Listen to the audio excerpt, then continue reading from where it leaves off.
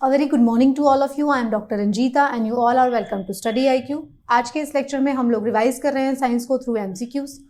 सो ये इसका set number 47 है. So let's start. अगर आपका कोई स्पेसिफिक सवाल है तो आप मुझे इस ईमेल एड्रेस पर मेल कर सकते हैं. ये मेरा इंस्टाग्राम लिंक है, आप मुझे फॉलो कर सकते हैं. आप क्विक रिप्लाईज के लिए मुझे मैसेज कर सकते हैं. अगर आप चाहते हैं, ये मेरे टेलीग्राम चैनल का लिंक है, अगर आप चाहते हैं मेरे सभी लेक्चर्स की PDF को डाउनलोड करना तो आपको सारे इसी टेलीग्राम चैनल पर आपको मेरी सारी PDF मिल जाएंगी, आप उनको डाउनलोड कर सकते हैं. अगर आप चाहते हैं मेरी बाकी की सीरीज़ जैसे कि हिस्ट्री NCERT सीरीज़ और साइंस NCERT सीरीज़ को आप देखना चाहते हैं तो उन सब के लिंक भी आपको यहीं पे मिलेंगे इसी टेलीग्राम चैनल पर. इस सेट का पहला सवाल आपकी स्क्रीन पर आपको नज़र आ रहा है.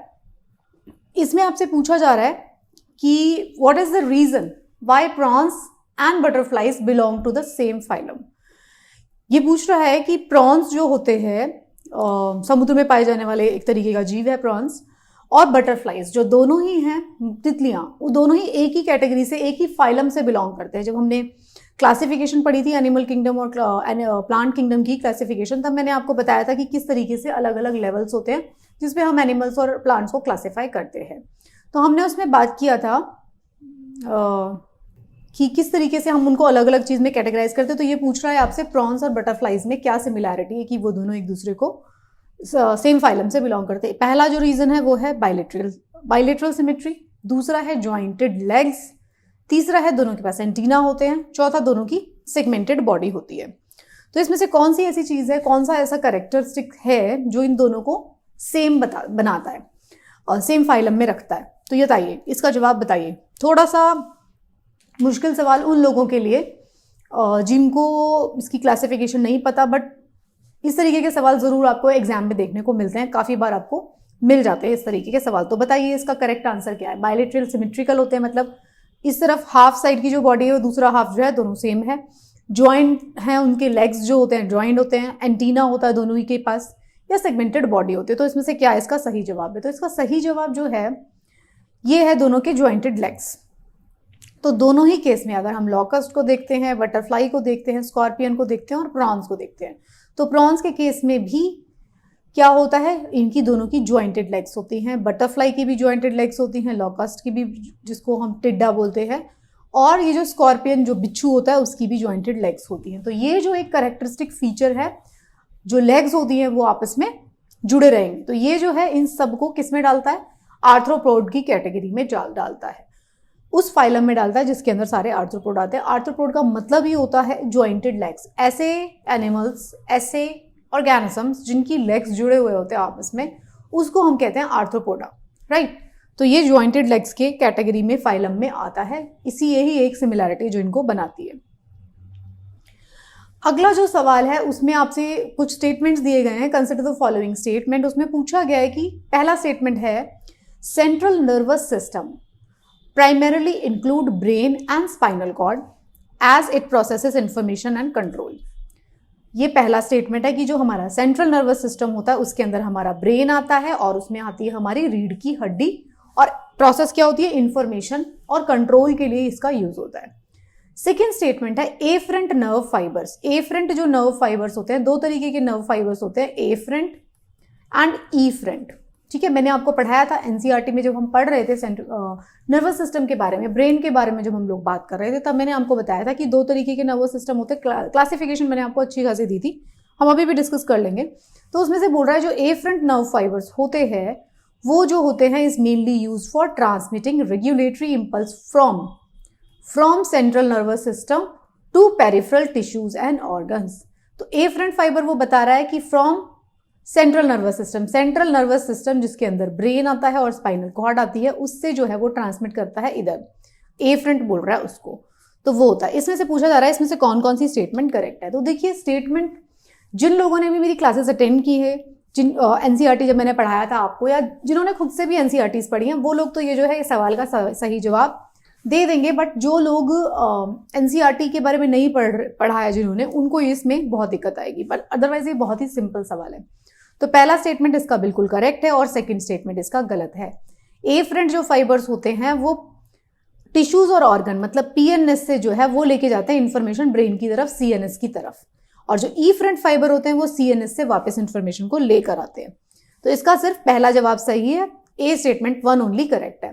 तो अगर हम एक्सप्लेनेशन की बात करें तो मैंने आपको क्लासिफिकेशन बताई थी, अगर हम अपने नर्वस सिस्टम को क्लासिफाई करते हैं तो हम उसको ब्रॉडली 2 में बांटते हैं, CNS एंड PNS, राइट। तो CNS के बारे में ये चैप्टर मैंने पर्सनली बहुत ज़्यादा डिटेल में आपको पढ़ाया था, मुझे खुद पता है, मैंने बहुत ज़्यादा डिटेल में, ये ब्रेन है और ये हमारे रीढ़ की हड्डी है, मतलब रफ डायग्राम है। तो ये जो है ये CNS बनाएगा और इधर से बहुत सारी नर्व्स निकलेंगी, ठीक है, ये बहुत सारी नर्व्स निकलती हैं जो हमारे अलग अलग जो बॉडी के पार्ट्स है, फिंगर टिप्स तक जाएंगी, हाथ पैर आंख सब जगह तक जाएंगी, वो होंगी हमारी कौन, पेरिफेरल नर्वस सिस्टम बनाएंगी, ठीक है। और फिर एक दूसरी क्लासिफिकेशन मैंने आपको और दी थी जिसमें क्या था, ऑटोनॉमिक नर्वस सिस्टम के बारे में, जिसमें मैंने आपको बताया था। ओके, तो हमने क्या बात किया, सेंट्रल नर्वस सिस्टम जो है वो ब्रेन और स्पाइनल कॉर्ड से मिलता है, पेरिफेरल नर्वस सिस्टम जो है वो, जो सेंट्रल नर्वस सिस्टम जो होता है वो सेंटर ऑफ द बॉडी में लोकेटेड है और consist of brain and spinal cord. Both these are protected by 3 layers of membrane known as meninges. तो उसमें मेनिंजेस से कवरिंग होती है। मेनिंजेस में क्या क्या आता था, एरेक्नॉइड मैटर, पाया मैटर, ड्यूरा मैटर, ये सब आता था। ड्यूरा मैटर, पाया मैटर, एरेक्नॉइड मैटर, इस तरीके से आता था। और एफरंट और एफरंट के बीच में मैंने आपको क्या डिफरेंस बता दिया, जो पेरिफेरल नर्वस सिस्टम से ब्रेन की तरफ लेकर जाएगा वो एफरंट होगा। ये देखिए, सेंट्रल नर्वस सिस्टम में क्या है, ब्रेन और स्पाइनल कॉर्ड, और पेरिफेरल नर्वस सिस्टम में क्या है, ये सारी की सारी नर्व्स जो आएंगी, cranial nerve, spinal nerve, peripheral nerve, contain sensory motor और न्यूरॉन। तो यहां से जो इन्फॉर्मेशन को यहां तक लेकर आएगा वो इफरेंट होगा, यहां से जो इन्फॉर्मेशन को यहां तक वापस इधर लेके जाता है वो एफरेंट होता है। तो उल्टा लिखा हुआ था। सो this is the structure of brain. मैंने आपको थोड़ा सा जल्दी से बता दिया रिविजन के लिए कि सेंट्रल नर्वस सिस्टम और पेरिफेरल नर्वस सिस्टम में क्या फर्क है। अगर आप इसको बहुत अच्छे से समझना चाहते हैं तो आपको मेरा NCERT का लेक्चर देखना होगा जिसमें मैंने ब्रेन के बारे में आपको पढ़ाया है, राइट। अगला सवाल जो आपकी स्क्रीन पर आपको नजर आ रहा है उसमें आपसे पूछा जा रहा है प्लेन मिरर के बारे में स्टेटमेंट है। In plane mirror the image is formed always by, plane mirror जो होता है उसमें इमेज कैसे फॉर्म होती है, at the same distance behind the mirror just like the object in front of it. Second statement है at the focal point of the mirror irrespective of the distance from the object, at the angular distance from plane mirror और none of the above। देखो, ये जो plane mirror का सवाल है बड़ा ही logical सवाल है। अगर आपने प्लेन मिरर के बारे में पढ़ा भी नहीं तो भी जनरल जो आपकी अवेयरनेस है, जो जनरल अंडरस्टैंडिंग है, उससे भी आप इसका जवाब दे सकते हैं। पहली स्टेटमेंट देखिए, प्लेन मिरर जो होता है जिसको में आप रोज सुबह अपनी शक्ल देखते हैं और कुछ लोग हो सकता है बहुत बार देखते हो, वो जो जिसमें आप सुबह आईना जिसको बोलते हैं वो जो लगा होता है आपके घरों में, प्लेन मिरर।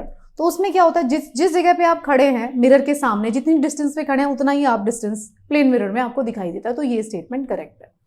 इमेज जो बनती है फोकल पॉइंट पे बनती है, नो, इमेज वहीं पे बनती है जितनी दूर वो खड़ा हुआ है ऑब्जेक्ट के साथ। तो इसका पहला स्टेटमेंट करेक्ट है, statement number A correct statement इसमें से पूछा गया था।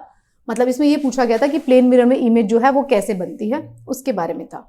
तो सेम डिस्टेंस पे बनती है। प्लेन मिरर की हमने बात की थी तो उसमें हमने बताया था कि प्लेन मिरर में क्या होता है, राइट का लेफ्ट हो जाता है, लेफ्ट का राइट हो जाता है, बस ये चेंज होता है।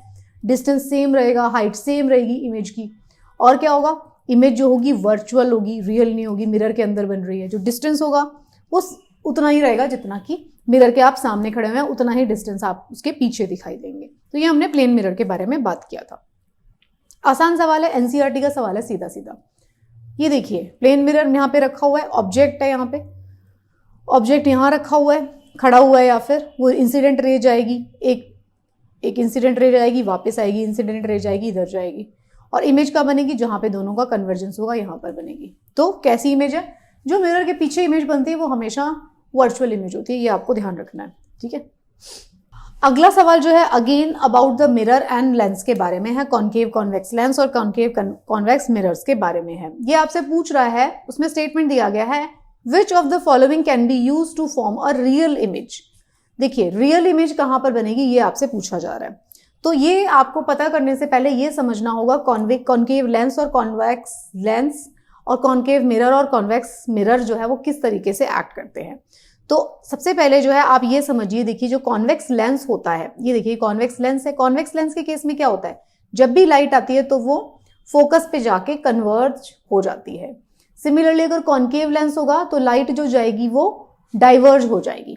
और अगर हम बात करते हैं मिरर की, मिरर के केस में क्या होगा, ये कॉन्केव मिरर है तो कॉन्केव मिरर में जो होता है डाइवर्ज हो जाती है लाइट, इधर आके ऐसे डाइवर्जेंस हो जाएगी। और जो कॉन्वेक्स मिरर होगा, कॉन्वेक्स मिरर ये हुआ, तो कॉन्वेक्स मिरर में क्या होगा, डाइवर्ज हो जाएगी। तो मतलब कॉन्वेक्स लेंस और कॉन्केव लेंस में दोनों ऑपोजिट चलता है। जिसमें कॉन्केव लेंस के अंदर डाइवर्ज होती है तो कॉन्केव मिरर के अंदर कन्वर्ज होती है लाइट। सिमिलरली कॉन्वेक्स लेंस के केस में अगर कन्वर्ज होती है तो कॉन्वेक्स लेंस के अंदर कन्वर्ज होती है तो कॉन्वेक्स मिरर के अंदर डाइवर्ज होती है लाइट। तो दोनों ऑपोजिट चलता है। उससे होता क्या है, जब लाइट कन्वर्ज और डाइवर्ज होती है तो उससे क्या होता है, इन केस ऑफ मिरर क्या होगा, ऑपोजिट ट्रू। कॉन्केव मिरर में क्या होगा, कन्वर्जेंस होगा और कॉन्वेक्स मिरर में डाइवर्जेंस होगा। सो कॉन्वेक्स जो लेंस होगा as well as concave mirror can be used to form real images. कैसे, जो कॉन्वेक्स लेंस में कहां बन रही है इमेज, इन दोनों में रियल इमेज बनेगी। ठीक है, देखिए यहां पर क्या हो रहा है, डाइवर्ज हो जाएगी लाइट तो वर्चुअल इमेज बनेगी, पीछे आके यहाँ पे मीट करेंगे, बट इसके केस में रियल इमेज बनेगी। सिमिलरली कॉन्केव जब मिरर होता है तो क्या होगा, डाइवर्ज होके यहाँ पे बनती है इमेज, मिरर के इस साइड पे, पीछे की साइड पे नहीं बनती। तो दोनों के केस में रियल इमेज बनती है, ना कि वर्चुअल इमेज। तो ये वाला जो चैप्टर था ये मैंने आपको एनसीईआरटी में पढ़ाया था। एनसीईआरटी का जो, अगर आपने ये चैप्टर पढ़ा है या जिसने नहीं पढ़ा है वो प्लीज जाके पढ़ लें, तभी आप इस तरीके के सवालों को सॉल्व कर पाएंगे। ये जो था बेसिक कंसेप्ट था, कॉन्वेक्स लेंस और concave mirror, convex lens, concave lens और मिरर्स के बारे में बेसिक कंसेप्ट था कि कहाँ पे लाइट डाइवर्ज हो रही है। देखिए जहां पे अगर मिरर के पीछे जाके इमेज फॉर्म होगी तो वो हमेशा वर्चुअल इमेज होगी, सामने अगर फॉर्म होगी तो वो रियल इमेज होगी। तो यही आप करके देख सकते हैं, राइट। नेक्स्ट जो सवाल है वो आपकी स्क्रीन पर आपको दिखाई दे रहा है, जिसमें आपसे पूछा जा रहा है, स्टेटमेंट्स कुछ दिए गए हैं, आपसे पूछा जा रहा है करेक्ट कौन सी है। पहली स्टेटमेंट कहती है capillary action generally occurs since water is quite sticky in nature. ये बोल रहा है कि पानी जो है कैपिलरी एक्शन करता है, अगर आप कोई ऐसे चम्मच लगा देंगे या कुछ लगा देंगे तो उसके साथ साथ जो है ऊपर उठ जाता है।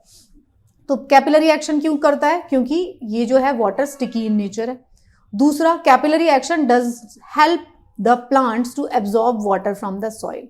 जो पानी डाल देते हैं हम मिट्टी में और प्लांट जो उसको एब्जॉर्ब करते हैं वो कैपिलरी एक्शन से करते हैं। सेकेंड स्टेटमेंट है। थर्ड स्टेटमेंट है height to which the capillary action occurs mainly influence by gravity and the surface tension of water. किस हाइट तक पानी जाएगा ऊपर कैपिलरी एक्शन के थ्रू। कैपिलरी एक्शन क्या होता है, आपने पानी का कुछ पड़ा हुआ है, उसमें आपने कोई चीज डिप की तो वो ऊपर चढ़ना शुरू हो जाता है, that is the capillary action. तो ये बोल रहा है कि पानी जो है प्लांट्स एब्जॉर्ब करते हैं उसी एक्शन से, ये बिल्कुल ठीक बात है। स्टिकी नेचर होता है। और तीसरा इसमें दिया कि ग्रेविटी जहां तक जाएगी, ग्रेविटी का इफेक्ट होगा और सरफेस टेंशन का इफेक्ट होगा, वो डिसाइड करेगा कि कैपिलरी एक्शन वो कहां तक जाएगा, लेवल जो है पानी का कहां तक जाएगा। तो इसमें से बताइए कौन कौन सी स्टेटमेंट करेक्ट है, ये आपसे पूछा गया है। तो अगर आपने कैपिलरी एक्शन के बारे में देखते हैं तो 2 तो बिल्कुल करेक्ट है, तो 1 इसमें से सिर्फ रूल आउट हो सकता है, ओनली 2 भी हो सकती है, 1 2 भी हो सकती है, ऑल द अबव भी हो सकती है। तो 2 बिल्कुल ठीक है। स्टिकी नेचर होता है वाटर का, ये भी ठीक है, तो 2 भी ठीक है, 1 and 2। Third statement height to which capillary action occurs, ये किसके ऊपर डिपेंड करता है, ग्रेविटी के ऊपर डिपेंड करता है। जी हाँ, बिल्कुल ग्रेविटी के ऊपर भी डिपेंड करता है। तो इसकी तीनों स्टेटमेंट्स करेक्ट है। एक्सप्लेनेशन आप इसकी पढ़ सकते हैं, जो कैपिलरी एक्शन है वो वाटर के स्टिकी होने की वजह से हो रहा है। वाटर मॉलिक्यूल जो होते हैं आपस में स्टिक हो जाते हैं, एडिशन कोहिजन जो फोर्सेज होती हैं। Water adhesion to the vessel wall causes an upward pull on the fluid. और सरफेस टेंशन क्या होता है, surface tension of course gravity limit the height to which the capillary action में transport the water. 2 चीजें हैं, gravity opposite में लग रही है और सरफेस टेंशन जो है, जो उसकी सरफेस टेंशन जो उस लिक्विड की होगी और जो ग्रेविटी है, दोनों मिलके डिसाइड करेंगे कि वाटर का लेवल कहां तक जाएगा, लिक्विड का लेवल। तो ये देखिए प्लांट्स में जो कैपिलरी एक्शन से प्लांट जो है पानी एब्जॉर्ब करते हैं। तो सिंपल क्वेश्चन था, दैट वाज एनसीईआरटी क्वेश्चन। अगला जो सवाल है ये आपसे पूछा गया है, यूपीएससी में पूछा गया सवाल है, consider the following carbon monoxide, methane, ozone and sulphur dioxide. Which of the above are released into atmosphere due to the burning of crop biomass residue. इसमें से कौन सा जो है जब बायोमास रेजिड्यू को क्रॉप बर्न करते हैं, मतलब जब खेतों की कटाई हो जाती है उसके बाद जो रेजिड्यू बचती है उसको किसान जला देते हैं ताकि उनके खेत क्लियर हो जाए।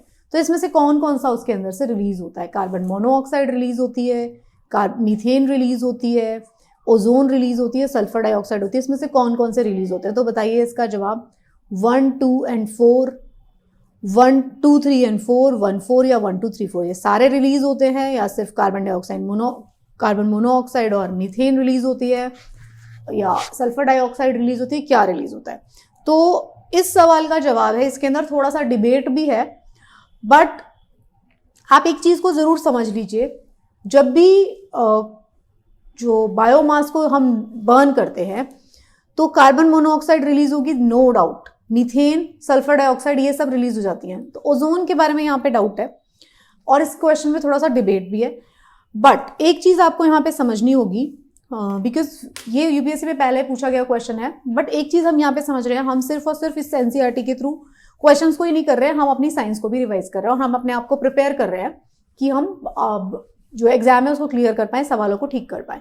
तो ओजोन जो होती है ना, इसका जो सही जवाब है अकॉर्डिंग टू मी, इसका सही जवाब है 1, 2 एंड 4। ओजोन नहीं होगा इसके अंदर, क्योंकि ओजोन की जो फॉर्मेशन होती है वो होती है रिएक्शन से, मतलब जो ट्रोपोस्फेरिक जो ओजोन होती है विच इज अ पॉल्यूटेंट, उसका जो फॉर्मेशन होता है जब यहाँ पे ऑलरेडी मौजूद जो गैसें होती है उनके बीच में कॉम्बिनेशन रिएक्शन के थ्रू फिर ओजोन फॉर्मेशन होता है, डायरेक्टली ओजोन नहीं निकल रहा है। तो जब रेजिड्यूज को जला रहे हैं, क्रॉप के रेजिड्यूज को जब जला रहे हैं तो उससे डायरेक्ट ओजोन रिलीज नहीं होता, ओजोन फॉर्म हो सकता है लेटर ऑन।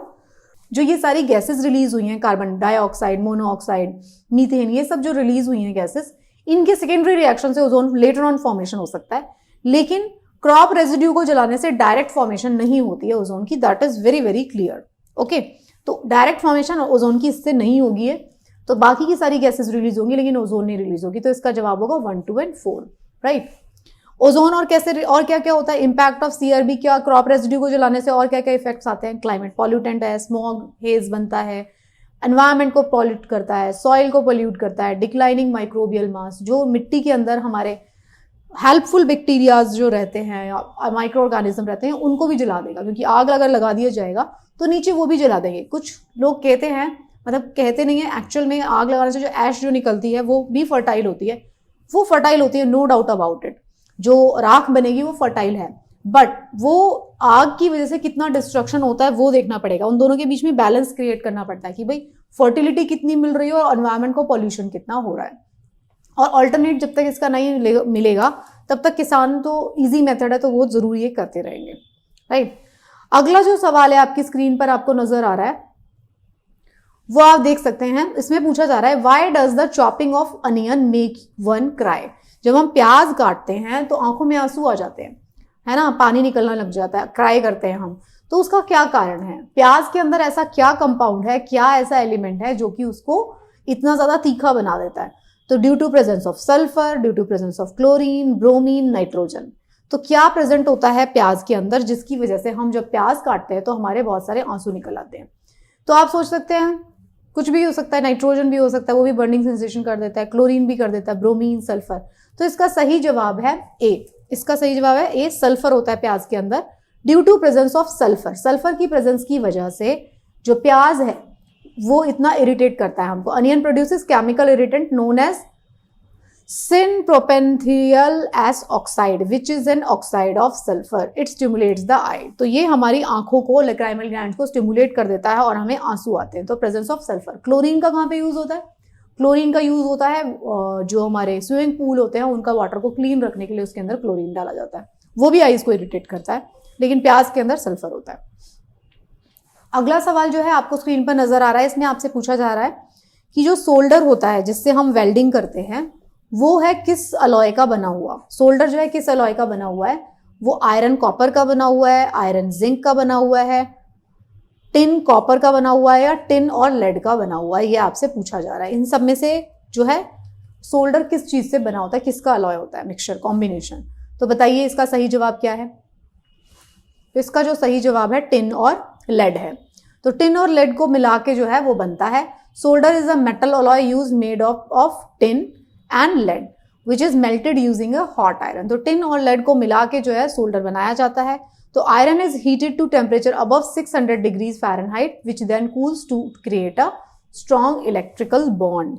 तो उसमें जो है उसको बहुत ज्यादा हीट करके इन दोनों को मेटल को मिला के अलॉय बनाया जाता है जो कि हमारे को सोल्डरिंग में काम आता है, दो मेटल्स को जोड़ने के।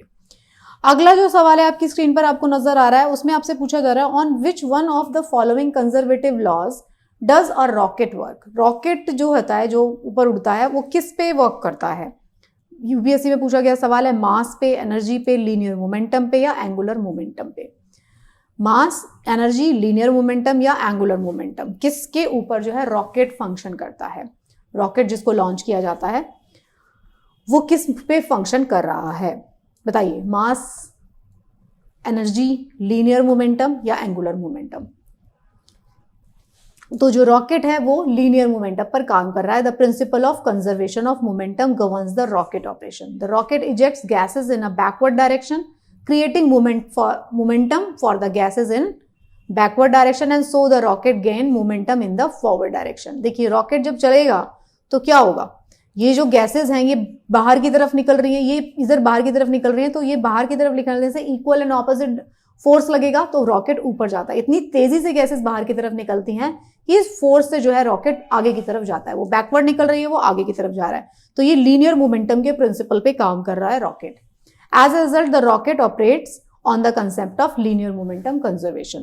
जितनी गैसेस पीछे फोर्स लगा रही हैं उतनी तेजी से वो रॉकेट आगे जाता है, राइट?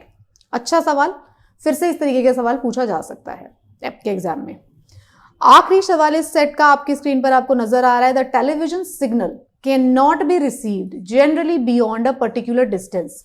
यूपीएससी द्वारा पूछा गया सवाल है ये। इसमें पूछा जा रहा है कि भाई टेलीविजन के जो सिग्नल्स होते हैं एक टाइम के बाद, एक डिस्टेंस के बाद हमको नहीं आते, इसका क्या कारण है? कर्वेचर ऑफ अर्थ है इसका कारण, वीकनेस ऑफ एंटीना है, वीकनेस ऑफ सिग्नल है या absorption of signal in air? क्या इसका कारण है? तो बताइए क्या इसका जवाब होगा? कर्वेचर के अर्थ की तरह, अर्थ जो है गोल है उसकी वजह से सिग्नल नहीं आते, या वीकनेस, एंटीना हमारा बहुत वीक है उसकी वजह से नहीं आते, या सिग्नल वीक हो जाता है हमारा डिस्टेंस के बाद, या जो एयर है उसके अंदर सिग्नल एब्जॉर्ब हो जाता है? क्या होता है? देखिए एयर है उसके बीच में सिग्नल एब्जॉर्ब होता है तो काट दो इसको। इन तीनों में से बताओ, अर्थ कर्वेचर कर्व है, एंटीना वीक है या सिग्नल वीक है, किसकी वजह से? तो इसका सही जवाब है ए, कर्वेचर ऑफ अर्थ। कैसे? जब भी ट्रांसमीटर एंटीना जो भी लगा होगा, रिसीविंग एंटीना, दो एंटीना लगे होंगे, एक ट्रांसमिटिंग एंटीना और एक रिसीविंग एंटीना, और सिग्नल जो है वो रिले होगा। Because earth surface is curved, तो सिग्नल क्या होगा, टीवी टावर से एक स्पेसिफिक डिस्टेंस तक ही जाएगा। देखिए यहां पे लगा हुआ है एक ट्रांसमीटर, तो ये कहां तक जाएगा? यहां पे अगर ये घूम गई है, ये वाला ट्रांसमीटर ऐसे सीधा दे रहा है, तो यहां के बाद यहां नहीं मिलेगा आपको, ये रिसीवर जो है यहां तक जा सकता है। मान लीजिए थोड़ा यहां चला गया तो ये ऐसे कट होगा, तो ये नहीं जाएगा इसको क्रॉस करके, यहां तक के डिस्टेंस से ये कवर कर सकता है। तो हर एक जो एंटीना है, ट्रांसमीटर जो है, उसकी एक पर्टिकुलर रेंज होती है, उसके बियॉन्ड वो ट्रांसमिट नहीं कर सकता। तो frequency of television broadcast diminish as the wavelength grows after a certain distance. The curvature of earth absorbs or blocks signal waves sent from a transmitter, so they are not received। तो curve होने की वजह से हमें signal receive नहीं होता, ना कि एयर में सिग्नल लॉस्ट हो जाता है, ये सब कारण नहीं होता। अर्थ के कर्वेचर की वजह से एक जो ट्रांसमीटर है उसकी एक पर्टिकुलर रेंज होगी, वो वहीं तक ही ट्रांसमिट कर पाएगा, उसके बियॉन्ड ट्रांसमिट नहीं कर पाता, राइट? सो कोई कंफ्यूजन तो नहीं है इसमें आपको? So this is the reason.